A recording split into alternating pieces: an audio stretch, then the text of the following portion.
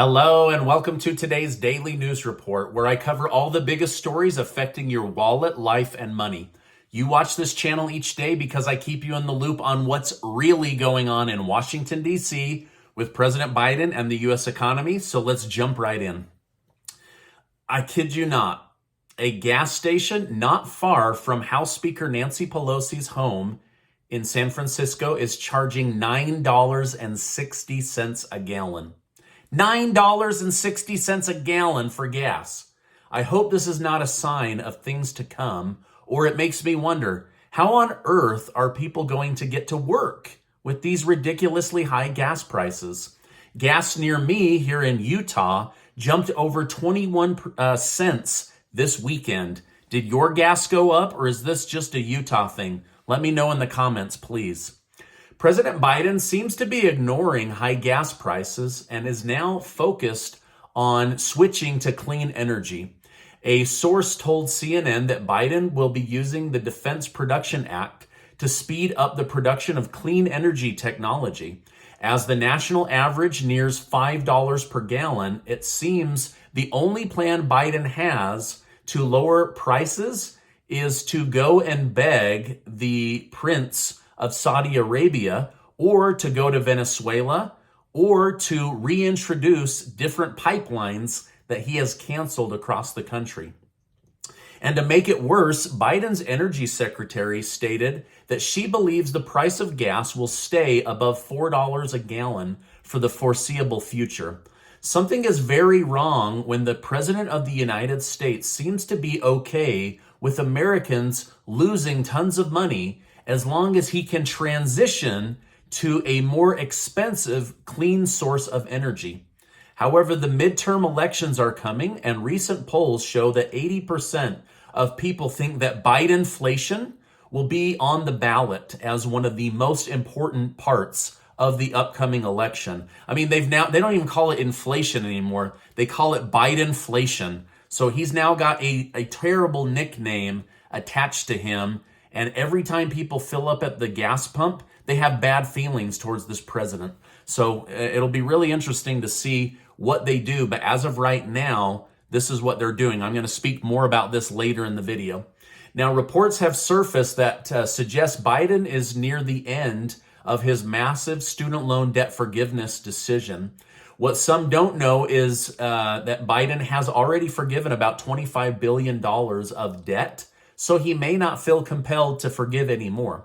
Those who attended school where they were defrauded or the school went under have already been given a massive amount of financial forgiveness. On top of this, 60% of debt holders have made zero payments on their student loan debt since Biden took office, and that is because he continues to push out the restart date because of the pandemic. Biden will likely tout these achievements as a massive help to the American people, whether he forgives student loan debt or not. So my guess is he will be bragging about this, but might not forgive any more student debt going forward. But I could be wrong. We'll see what he ultimately ends up doing. President Biden said he wants to lift the ridiculous tariffs Trump has put on the country of China. The problem is lifting these tariffs ultimately helps China more than the United States, according to top analysts and economists. The January 6th committee will present its findings from over 1,000 interviews this coming Thursday. They say they will be able to prove there was a concerted effort on January 6th to overthrow the U.S. government and stop the peaceful transition of power from one president to another. Representative Adam Schiff said, Americans, I think, know a great deal already, and they have seen a number of bombshells already, and there's a great deal they haven't seen. But perhaps the most important is the public has not seen it woven together on how one thing led to another.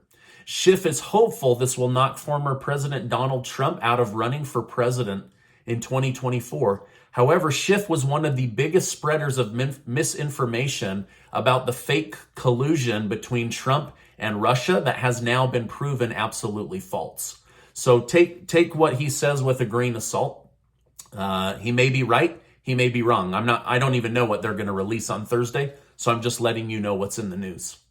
Now, according to a poll and article on The Hill today, less and less Americans believe Trump is at fault for what happened on January 6th. So we will see if the evidence that Adam Schiff presents changes people's opinion back to blaming Trump or further from blaming Trump. Excuse me.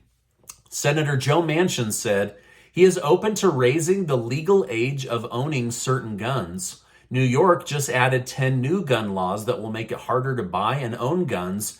And Ohio is looking at passing a law that will allow trained school teachers to carry concealed weapons in order to protect students. Trump has been attacking what he calls fake account Twitter for the past few weeks after Elon Musk invited him back onto the platform. Trump previously stated that Musk wouldn't go through with this ridiculous deal after it was learned just how much of Twitter is actual fake bots, right? Spam accounts and bots. Mexico has alerted the United States Border Patrol that a caravan of 10,000 immigrants is heading towards the U.S. southern border and to prepare for impact. Last week, I told you how Canadian Prime Minister Justin Trudeau banned the sale, transfer, and trade of all handguns in Canada. Well, before it went into effect, Canadians swarmed gun shops and bought every last handgun in the country. So although he meant it to stop the purchase of handguns, Trudeau single-handedly just became the biggest reason Canadians bought handguns. President Joe Biden, as I mentioned, will use the Defense Production Act in an attempt to lower American energy costs. But instead of using it to help lower the cost of diesel for truckers, gasoline for drivers, and natural gas for home and businesses, he is using it to give green energy the boost it needs to get us through this transition period. Biden wants more solar power created. He wants to help businesses insulate their buildings. He wants businesses to have access to better pumps that can heat and cool buildings faster. He wants to transform the power grid to give it cleaner energy to lower American bills. However, many are asking, how does this help me now? How does this help me in the future? There's not really a clear answer.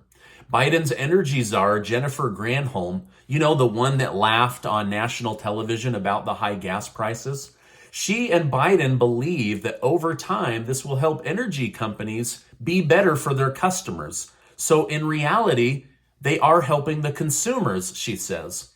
Again, they fail to answer the question, how does this financially help me now? How does this financially help me in the future? Because it certainly doesn't lower your monthly bills, right? No energy company is going to be like, wow, the federal government helped us to create more energy. We should lower prices. They're not going to do that. So this is delusional thinking once again.